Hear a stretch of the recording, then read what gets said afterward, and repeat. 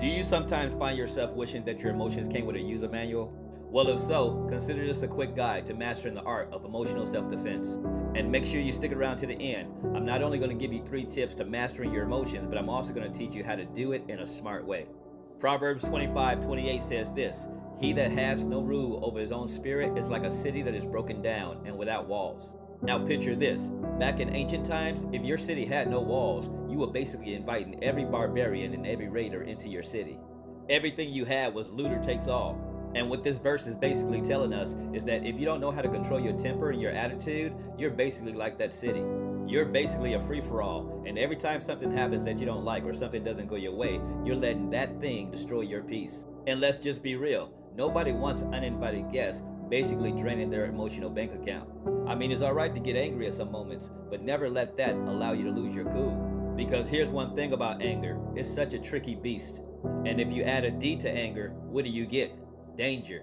That D could very well stand for destruction, distress, despair, disaster, and dear me, why did I say and do that? And it happens all the time. How many times have we seen people blow their fuse? And they do things and say things they really don't mean. And afterwards, all you left with is a big old mess and a whole lot of regret. So next time you're in a conversation or any situation and you find your mercury rising, I want you to try these 3 tips that's going to ensure that your peace stays constant. Number 1, pause and breathe. In the heat of getting upset, that's often the first thing that we forget.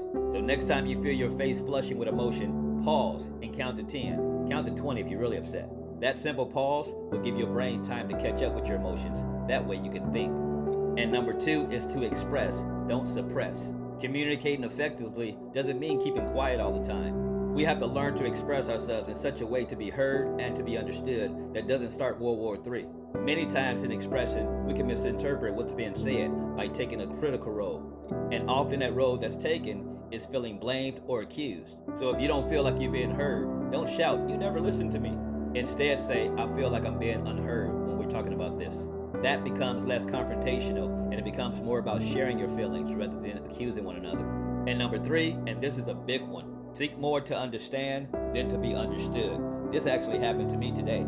A lot of times we can interject our own ideas and jump to conclusions. That's why it's always good to understand where the person is coming from by listening attentively to them. And what's even better is to repeat back what you thought you heard to them. That way they know that they're being understood.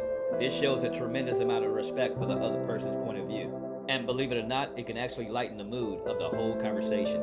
Well, that's it, my friends. I really hope you got some value from this today. Remember to always keep these 3 tips in mind and protect your inner peace. Your emotional city deserves strong walls. And with these 3 tips that I just shared, you're going to be a master builder in no time. Let's go.